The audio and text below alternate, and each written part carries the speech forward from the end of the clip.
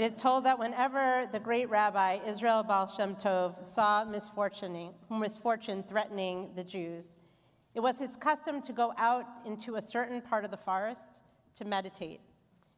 There he would light a fire, he would say a special prayer, and a miracle would be accomplished, and the misfortune would be averted. Years later, when the Baal Shem Tov's disciple, the celebrated Maggid of Mezrich, had occasion for the same reason, to intercede with heaven, he would go into the same place in the forest and say, Master of the universe, listen, I do not know how to light the fire, but I am still able to say the prayer. And again, the miracle would be accomplished and the threat averted. And still later, another rabbi, Rabbi Moshe Leib of Sasov, in order to save his people once more, would go into the forest and say, I do not know how to light the fire. I do not know the prayer, but I know the place, and this must be sufficient. And it was sufficient, and the miracle was accomplished once more, and the threat averted. And the years passed, and it fell to Rabbi Israel of Rizhin to overcome misfortune once more on behalf of his people, and sitting in his armchair, far from the forest, his head in his hands, he spoke to God. I am unable to light the fire. I do not know the prayer, and I cannot even find the place in the forest. All I can do is tell the story, and this must be sufficient. And it was sufficient. But today we know we must do more than merely be sufficient. We must continue to lift our lamps, to light the fire with joy and pride. We must continue to share the Torah of our lives, our Jewish journeys with one another.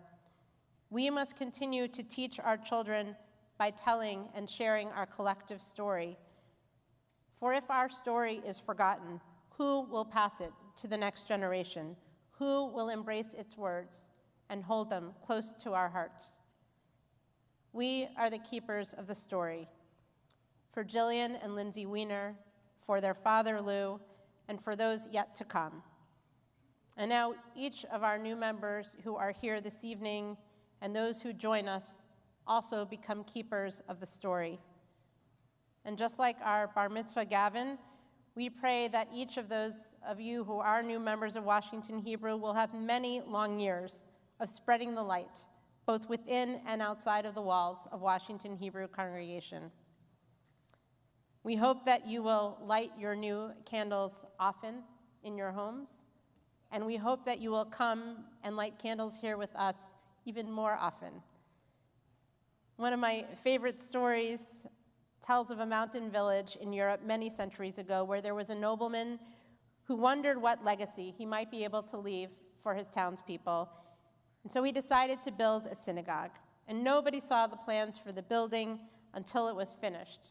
And when they came for the first time, they marveled at its beauty, the beautiful high ceilings, the intricately carved wood, or we could say the inscribed tablets of the Holy Ark, and the finely woven Torah covers, and they admired everything about the synagogue, its completion, until someone asked, where are the lights? How will we be able to see when we are here? And the nobleman pointed to the brackets along the walls of the synagogue, and he gave each family a lamp, which they were to bring with them each time they came to the synagogue.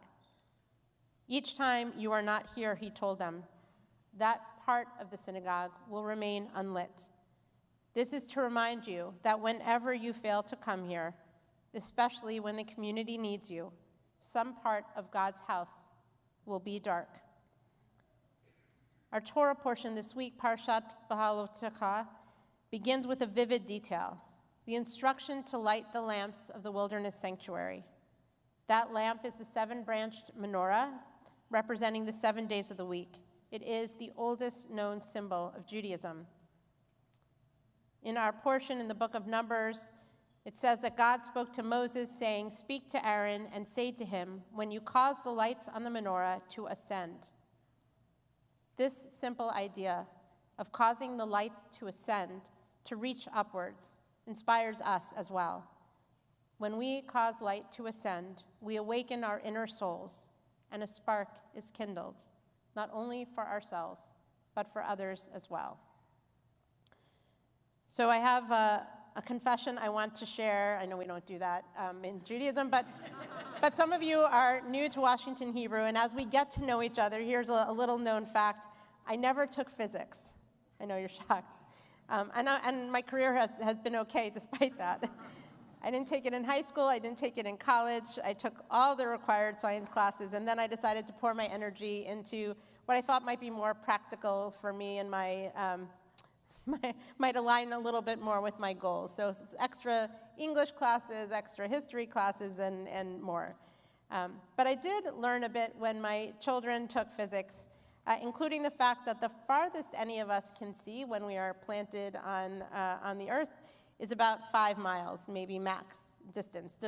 Even if you have the best eyesight, because of the curvature of the earth, we can only see about that far. I actually asked my dad, who some of you know is a retired pilot, and he said that it's different from above. You can see farther, but there is something about where we are and our story here on earth that we're limited in our vision. Wherever we're planted in the present moment, much of what lies in front of us is obscured, impossible to see or even imagine. Tonight, we are reminded to use our imaginations, to see beyond the limits of the world around us and imagine what we can accomplish with joy and light and with hope and love in our lives. The candlesticks we dedicated this evening are a reminder to look beyond the horizon at all the possibilities, to think about ourselves standing on the shore, looking out at the sea, as certainly Jillian loved to do, to think about Lindsay as she would bring others close to her and spread that warmth. We think about all the possibilities to bring more love, more joy, more wholeness, and more holiness into the world. Each time we light these candles, they will inspire us to tell Jillian and Lindsay's story, for their story is permanently etched on the hearts of their family and on the heart of this congregation. For we are a congregation of individuals and families whose stories and Jewish journeys are intertwined, whose interactions are woven together. Each time we connect and engage in our sacred spaces and out in the world, we draw God's presence to dwell among us, and we help to bring wholeness and holiness to others. May our paths be lit by the deeds of those who came before us. May we always lift our lamps for others to follow. And may our deeds, our actions, and all of our paths lead us to peace and joy, to wholeness and holiness. Then shall we truly live the story, one that has been passed once more from generation to generation, from Sinai and the wilderness to now.